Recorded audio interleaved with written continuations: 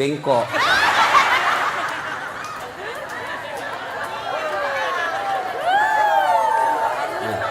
Bu, serius ibu. Ibu ngambil uang sogok misal 300.000. Ya. Lalu ibu makan. 40 hari ke depan setelah makan uang haram itu, jangan ibu mati. Kalau ibu mati, maka ibu mati dalam keadaan kafir. Kenapa ada barang sogok dalam perutnya? Sia-sia bermajelis taklim 30 tahun. Sia-sia mengaji selama 10 tahun kalau ibu mau disogok. Bisa? Ayo, mari ciptakan Balikpapan pil caleg bersih dari sogok. Bisa? Bisa? Bu, jangan ibu. Ibu tidak usah cemas soal perut. Allah yang ngatur rezekinya ibu. Ibu ambil 300.000, berapa kali makan habis, dosanya dibawa sampai mati. Dan demi Allah, tidak ada orang mati kelaparan di Balikpapan. Kenapa? Allah yang jamin rezekinya ibu. Percaya? Mana buktinya? Saya kasih contoh. Itu perut Allah yang ngatur, rezeki makan Allah yang ngatur. Mana buktinya? Cicak. Tahu cicak? Apa dia makan cicak ibu? Nyamuk. Masuk akal enggak? Enggak. Satu terbang, satu di dinding. Mana bisa ketemu? Di dinding cicak. Mana bisa? Iya.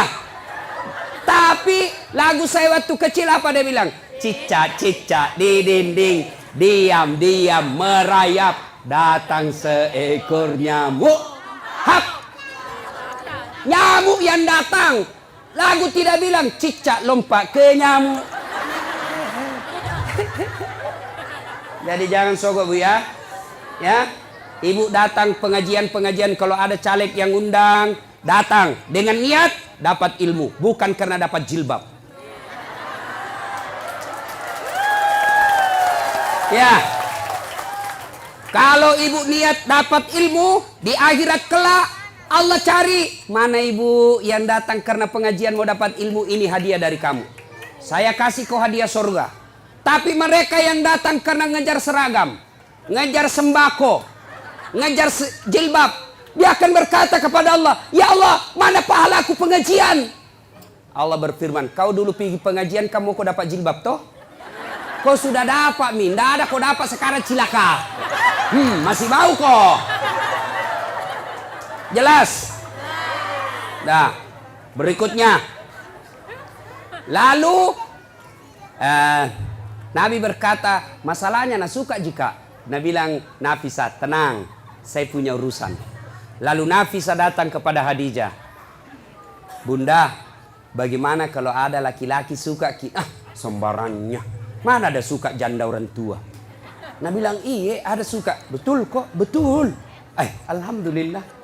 Tapi masalahnya ini yang suka lebih muda dari bunda. Tidak jadi masalah. Tapi ini anak buata. Tidak ada masalah. Masalah dia suka di saya. Dia bilang, Nafisa, tenang bunda, saya punya urusan. Coba. Ini namanya menjaga harga diri dua belah pihak. Coba kalau Nafisa mau kasih malu Khadijah, datang ke Muhammad. Muhammad, nah suka kau bunda, banyak uangnya, peraski. Kesempatan kau ambil ini uang, banyak, nah suka sekali kau. Coba. Kalau juga Nafisa mau kasih malu Khadijah, begitu caranya. Atau dia kasih malu Muhammad, tapi tidak. Kedua belah pihak dijaga harga dirinya. Begini mestinya tim sukses. Jangan cerita kejelekannya orang. Calon ini biarlah. Jangan cerita keburukan calon yang lain. Lebih baik cerita kelebihan-kelebihan calonnya masing-masing. Kalau ada datang tim sukses yang cerita kejelekan orang, demi Allah jangan pilih dia. Kenapa? Dilarang dalam agama menjelek-jelekkan orang. Bisa ibu? Bisa. Betul? Betul. 300.000 lewat. Sudah nikah. Khadijah 45 tahun, Rasulullah 25 tahun. Khadijah 40 tahun, Rasulullah 25 tahun. Selisih 15 tahun. Sudah. Setelah menikah, Khadijah sebelum menikah, Bu, Khadijah sebelum menikah itu kaya. Kekayaan beliau 22/3, lebih dari setengah barang-barang mewah yang ada di Mekah miliknya Khadijah. Bayangkan, kaya. Tapi apa yang terjadi? Setelah menikah dengan Nabi, bangkrut, habis duitnya, kasihan. Suatu kali Nabi tidur di pahanya Khadijah. Tidur di paha Khadijah. Tidur. Ibu-ibu sudah pernah kasih tidur di paha? Nah, ibu-ibu sudah pernah kasih tidur suaminya di paha? Bohong-bohong. Begitu suaminya mau dipaha, gendut sekali. Bagaimana suaminya kada selingkuh? Ibu kada tahu mengurusi. Nah, coba itu Khadijah, ibu. Beliau tidur suaminya. Lalu dia lihat-lihat suaminya dengan wajah yang lusuh, capek. Bukan jelek ya, capek. Kan kentara muka yang capek. Seperti mukanya Ustaz Dasad. Capek bu, capek betul. Dia bilang istriku, mama nyecek, kasihan suamiku. Matoa nih kasih.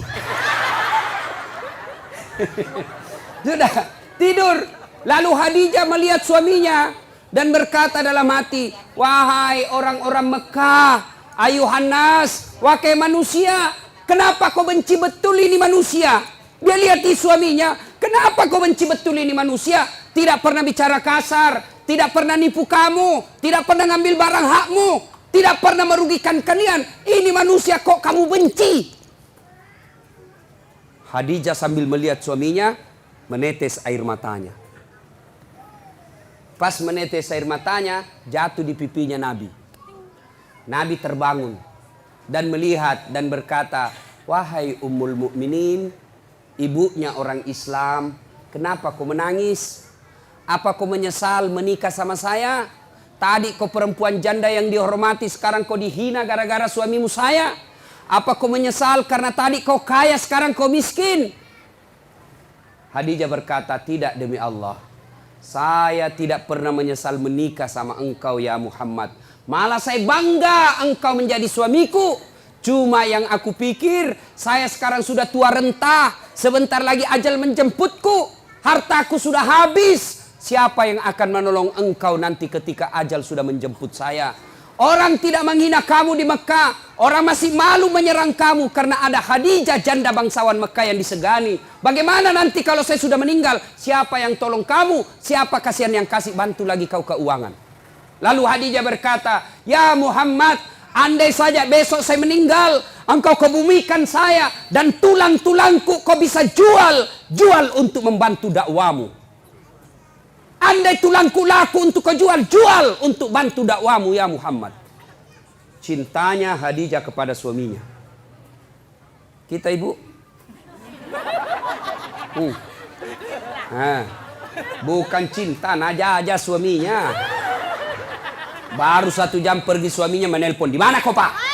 Tekon lisu, pulang kok. Awas kok ndak pulang kok. Ini.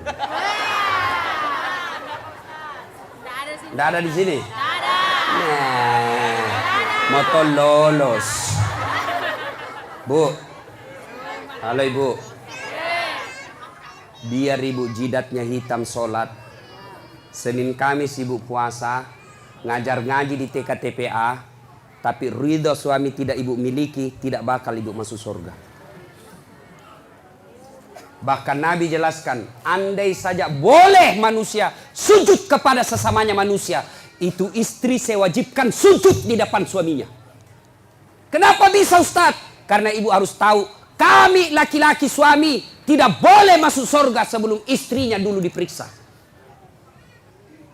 Kalau ibu rajin sholat, ibu rajin puasa, ibu rajin tadarus, suaminya peselingkuh, suaminya tukang judi, suaminya tidak sholat, suaminya pengedar narkoba, tapi ibu alim, muslimah yang baik, tidak ada urusan. Suami masuk neraka, ibu tetap masuk surga.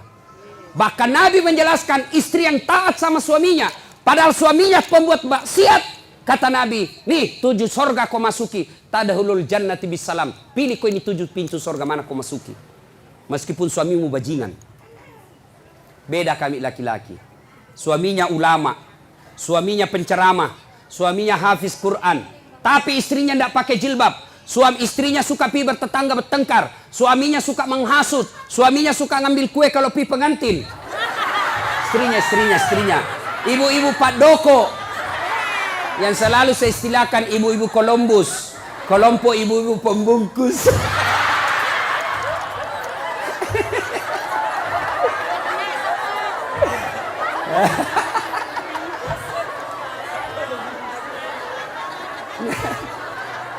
Pergi pengantin. Nasa pergi lo turung. Pergi membantu padahal membantu kasih habis gue. Jangan Bu, tidak boleh ya Ibu Majelis Taklim, tidak boleh Ibu Columbus. Nah ya, biar sepupu yang punya acara kalau tidak minta tidak boleh. Nah, kalau istrinya durjana seperti itu, padahal suaminya ulama, demi Allah, tidak boleh di laki-laki masuk surga sebelum dia temani istrinya masuk neraka.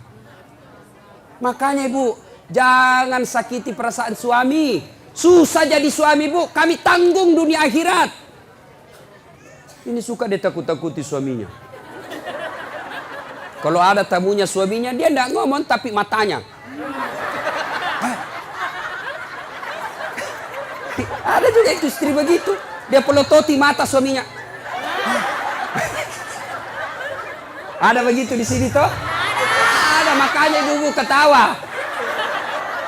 Anu Ibu Di, saya izin dulu pergi sama temanku.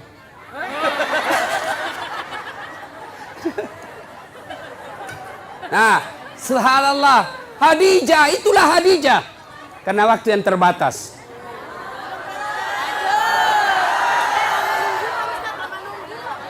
Bu, berapa jam Ibu menunggu?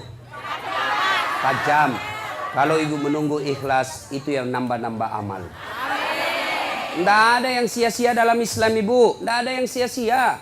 Menunggu dakwah itu amal. Ibu menunggu. Saya juga menunggu pesawat tadi. Coba sama-sama menunggu.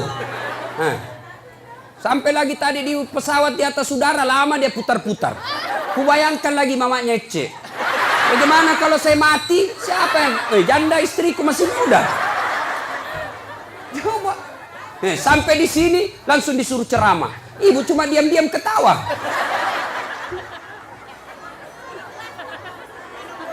Minum, saya puasa Ibu. Nah, siapa tahu ada yang mau traktir saya buka puasa. Ibu Rahmat Mas'ud tadi sudah telepon saya, Ustaz buka di rumah, bahkan kepiting. Karena beliau itu tahu betul kesenangan saya, kepiting. Masih muda Ibu. Kolesterol, baca bismillah, lari kolesterol. Setan aja dikasih lari itu bukan bismillah, apalagi cuma kolesterol. Nah sudah. Nah, ketika Khadijah radhiyallahu istri Nabi sakaratil maut. Madangi. Waktu itu Nabi usianya 45 tahun, Khadijah 65 tahun. Bayangkan Ibu, Khadijah sebelum menikah sama Nabi kaya. Tapi ketika Khadijah sakaratil maut, baju yang dia pakai, baju yang sudah 8 kali tambal. Tahu tambal? Tahu? Bahasa Perancisnya tepengi. Robe tambal, robe tambal, robe tambal. 8 kali tambal. Dan tambalan yang terakhir, tambalan ke-8, tidak lagi pakai kain. Kenapa? Tidak ada lagi kainnya Khadijah. Akhirnya apa? Khadijah menambal bajunya yang bolong ke-8 kalinya dengan cara apa? Dengan pelepah daun kurma. Miskin. Ada kira-kira ibu-ibu mau begini? Kaya, sudah menikah, langsung miskin. Dia bilang, gara-gara kaum itu suami kau adalah. Saya banyak uangku tadi kau kasih miskin kah? Keluar kau dari rumah. Khadijah tidak. Masya Allah. Khadijah ketika sakaratil maut sakit, dia panggil anaknya. Siapa namanya anaknya? Fatimah As-Sahra. Dia panggil, Fatimah ta'al. Anakku sini dulu, dengar ini baik-baik Bu. Sini dulu nak. Ya Bunda. Sampaikan ke bapakmu dulu nak. Kau pergi mintakan Kak Serban. Tahu Serban? Tahu Serban? Itu seperti nak pakai Pak Nur Hadi. Serban. Tapi itu kan gaya-gaya. Tuh. Serban. Kata Khadijah. Fatimah. Lo koyo lo kuambokmu nak. Ilonga serbanna. Nakku, kau pergi dulu ke bapakmu, mintakan saya serbannya yang selalu dia pakai terima wahyu. Saya mau pakai kain kafan. Mudah-mudahan kain kafanku itu yang selalu dia pakai terima wahyu. Allah tidak menyiksa saya dari azab neraka dan kubur. Lalu Fatimah berkata, Mak, kita yang pergi minta. Nah bilang Khadijah, saya malu minta sama bapakmu nak. Masya Allah. Ada di sini malu minta sama suaminya? Ada? Jangan nak minta, nak curi. Hei, sudah nak sembunyi suaminya nak dapat loh. Nak periksa semua dompetnya. Kayak pencopet. Sampai-sampai ada suami dia bilang, istri, nah simpang uangnya ibu. Dibawa bantal, dibawa tempat tidur, dibawa plastik, dibawanya lagi tuh dos-dos. Kan dibawanya lagi naik bungkus plastik, 4 lapis. Dia bilang, dah dapat istrinya. Langsung istrinya bilang, Pak, uang apa ini? Langsung dia bilang suaminya, uang sial. Maksudnya apa? Baten aku sembunyi kau dapat ji. Ini ibu-ibu sekarang ini pandai cari uang. Iya toh? Pandai cari uang. Di mana saja disembunyi dia dapat semua. Khadijah, apa kata Khadijah? Saya malu minta sama bapakmu. Bayangkan, habis hartanya untuk nopang suaminya, minta serban, malu. Bayangkan. Didengar sama Nabi. Dengar sama Nabi. Nabi lalu datangi istrinya. Ya Ummul Mukminin, habis hartamu untuk bantu dakwah. Capuk waramparamu malolo tulung. Hanya ini serban yang kau minta dan itu pun kau malu menyatakannya. Nabi menetes air matanya. Lalu kata Khadijah, saya minta kain serban yang engkau selalu pakai nerima wahyu. Mudah-mudahan kain serban itu jadi kafanku sehingga saya tidak tersiksa di alam kubur. Mendengar itu datang Jibril. Datang Jibril, Bu. Jibril sampaikan kepada Nabi, ya Muhammad, sampaikan kepada Khadijah.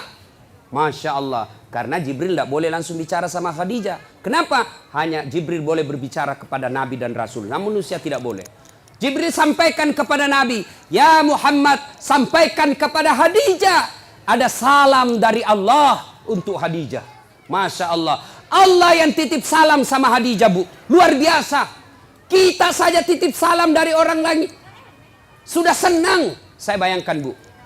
Saya pernah terima ucapan selamat hari raya dari Pak Yusuf Kalla. Ucapan selamat hari raya. Istana Wakil Presiden Republik Indonesia dengan ini menyampaikan selamat hari raya Idul Fitri, mohon maaf lahir batin. Taqabbalallahu minna wa minkum. Salam hormat Yusuf Kalla, Wakil Presiden Republik Indonesia, kepada saudara Das Atlati. Seterima itu, Bu, saya buka, saya kasih lihat semua sepupuku di kampung. Ita ko cule capok. Lihat kok sepupumu. Lihat kok. Itu baru manusia kita sudah bangga. Allah yang titip salam kepada Khadijah. Ya Muhammad, sampaikan ada salam dari Allah.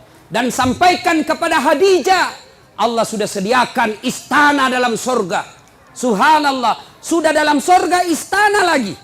Sampaikan kepada Khadijah, Allah sediakan istana untuk Khadijah yang terbuat dari mutiara. Tidak terbuat dari jamrud, tidak terbuat dari emas, tidak terbuat dari nikel. Terbuat dari apa? Nabi Jibril katakan terbuat dari mutiara. Kenapa? Khadijah punya sifat mutiara. Apa sifat mutiara? Ibu tahu mutiara? Hidup di dasar laut. Yang masuk ke dalam perutnya pasir. Yang masuk ke dalam tanahnya kerikil-kerikil. Tapi setelah masuk dalam perutnya Khadijah, perutnya mutiara, apa yang keluar? Tadi keluar pasir. Tadi keluar kerikil-kerikil batu. Apa yang keluar setelah dia buka cangkangnya? Apa yang keluar? Mutiara. Artinya Khadijah tidak pernah cerita keluhannya kepada orang lain. Ini yang ibu-ibu banyak miliki sekarang. Suka cerita kelemahannya, suka cerita masalahnya rumah tangga kepada orang lain. Bahkan lebih aneh lagi, dia cerita kelemahan suaminya di Facebook.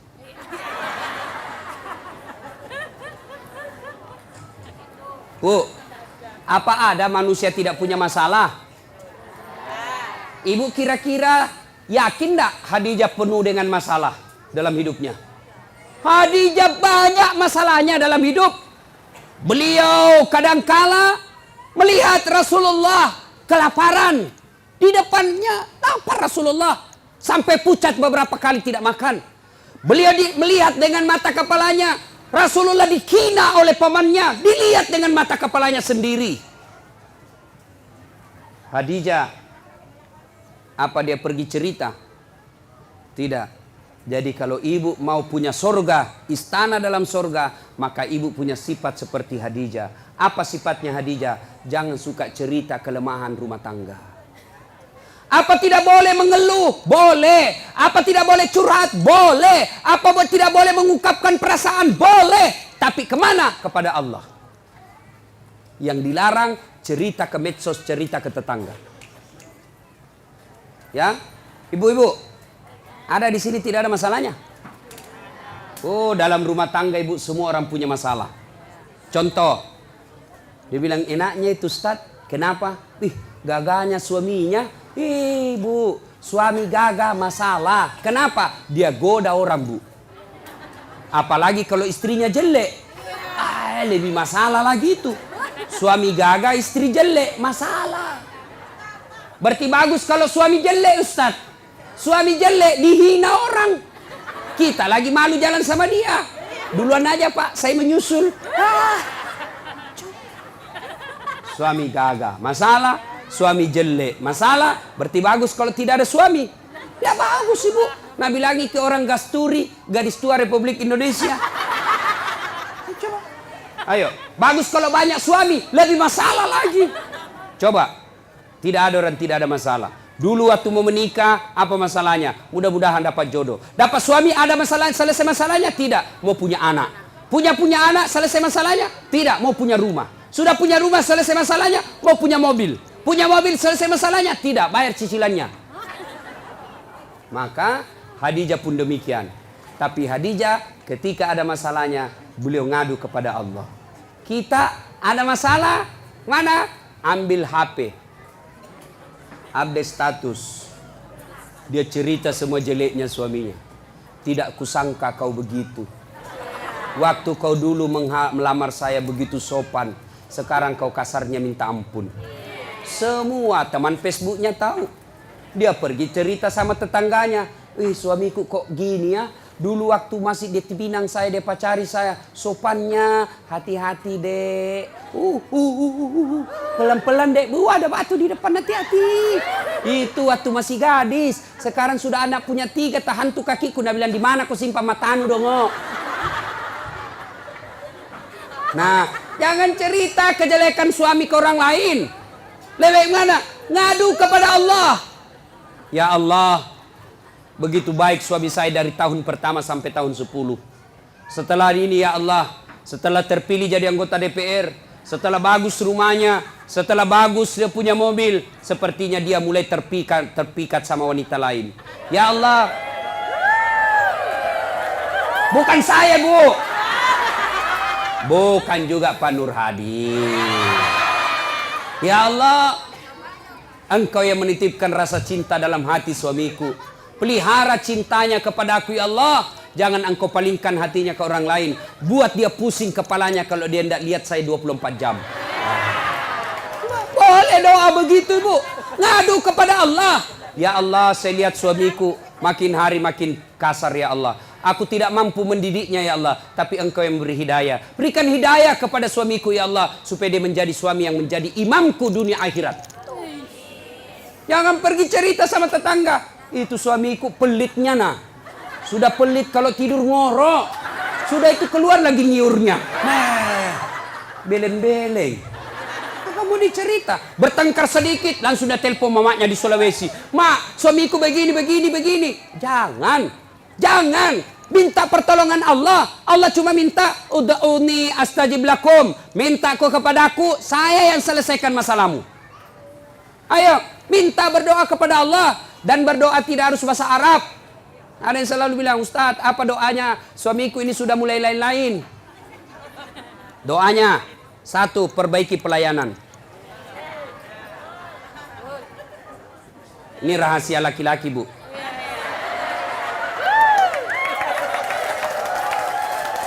Bu, yang kedua, hormati mertuanya, muliakan orang tuanya, saudaranya juga. Yang ketiga, ibu harus selalu cantik di rumah. Yang keempat, jangan bicara kasar sama suami. Kalau ibu mampu lakukan ini, suami mau kawin lagi, maka ada yang bantu ibu. Siapa? Mertua. Maka datanglah mamanya, hehehe. Agak si melo bene. Apalagi kau mau kawin lagi itu. Coba lihat itu istrimu, bagusnya Masya Allah. Kalau saya datang ke Balikpapan, saya belum bangun sudah siap sarapan. Saya tidak pernah kasar bicara sama saya. Adik-adikmu dihormati. Kau mau kawin lagi, belum tentu kau dapat perempuan lebih baik dari dia. Tapi ini nah, datang mertuanya kasar ngomong. Baru tiba dia bilang, kapan pulang ibu? Pintu bunyi terus, pak. Tidak pernah dihargai saudaranya. Maka begitu pulang kampung ke Sulawesi, apa nak bilang mamanya? Nah, saya kasih sekolah kau itu tinggi-tinggi supaya hormati ke orang. Kenapa justru istrimu tidak hormati kau? Apa itu istrimu itu? Tidak hargai saya, tidak hargai saudaramu. Padahal kau yang carikan uang. Sudah nih, kawin sama kau lagi. Kalau perlu sembunyi-sembunyi kau saja. Masih mau kau? Tidak. Itu laki-laki bu terbantu perempuannya. Ini rantasa kita di rumah bajunya seadanya, pakai daster tinggal sebelah, ada badak picanya, nah kasih bontek matanya, pegang remote control, nonton televisi nangka kakinya, nangka kelepaknya menguap. Bagaimana suami tidak stres? Nah kira King Kong. Ya ketawa, saya serius ini bu. Hancur ibu-ibu ini, hancur. Ya, coba kalau datang suami ibu saupan. Assalamualaikum kakandaku Arjunaku.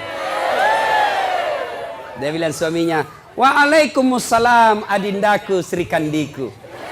Lalu dia bilang lagi istrinya, itawa kakang abangku gaganya hari ini. Langsung dia bilang suaminya, berarti saya jelek kemarin. Ayo bu ya, pertama sifat Khadijah merahasiakan kekurangan dan kelemahan rumah tangga. Jangan cerita ibu, cerita boleh, kemana? Kepada Allah, minta kepada Allah, minta tolong ibu. Kalau Allah yang tolong ibu, biar perempuan apa yang goda suami tidak akan berhasil. Kenapa? Allah yang lindungi suami. Rezeki Allah yang ngatur. Berdoa kepada Allah. Suami pergi cari nafkah. Apakah sebagai sopir, apa sebagai nelayan, apa saya politisi, apa pedagang, apa saja kerjanya suami. Istri yang baik, pergi suaminya. Tinggal istrinya sholat duha di rumah. Selesai dia sholat duha, dia berdoa kepada Allah. Ya Allah, Engkau yang menentukan dan mengatur rezeki suami saya. Jika rezekinya masih di atas langit, turunkan. Jika masih dalam tanah, munculkan. Jika masih jauh, dekatkan. Jika masih sedikit, cukupkan. Yang lebih penting dari itu, ya Allah, berkahkan. Coba nih, ibu tidak harus bahasa Arab. Ngadu, nangis kepada Allah. Nangis kepada Allah. Bahasa Bugis boleh. Daripada bahasa Arab tidak ditahu artinya. Nabalam malaikat apa maksudnya nih ibu ini? Dia mau doa bukan rezeki dan minta hujan. Tidak harus bahasa Arab. Boleh ibu berdoa begini. Bu, dengar. Ya Allah, Engkau sudah tahu apa masalahku ya Allah. Engkau melarang saya minta tolong kepada manusia. Engkau melarang saya menyembah kecuali kepadamu ya Allah. Maka saya datang kepadamu mengadu ya Allah. Selesaikan masalahku ini ya Allah. Sudah itu berikutnya didik anak dengan baik. Bu, pakai filosofi seperti mama saya. Biar saya miskin. Biar minda ada sekolahku. Tapi kuurus anakku baik-baik. Mudah-mudahan anakku nanti angkat derajatku. Ibu kan tidak mungkin maki jadi camat ibu toh. Tidak mungkin maki jadi di sini jadi bupati. Ya, susah ibu. Tidak mungkin mi. Tapi didik anak dengan baik. Anak tak nanti yang jadi bupati. Susah jadi pengusaha tanker po. Punya kapal tongkang, punya kapal ini. Agaknya susah ibu. Doakan, didik anak, mudah-mudahan anak tay milik nanti itu. Tidak mungkin menjadi dokter ki ibu toh? Tidak mungkin. Maka berdoa, didik anak, mudah-mudahan anak tak jadi dokter. Nah, ibu silakan kerja apa saja, mau berpartisipasi dunia apa saja, tapi ingat fungsi ibu ada dua. Satu sebagai istri, dua sebagai ibu. Untuk anak-anaknya. Tidak ada gunanya sukses segala-galanya kalau anak berantakan. Contoh ibu, ini sudah kejadian ibu.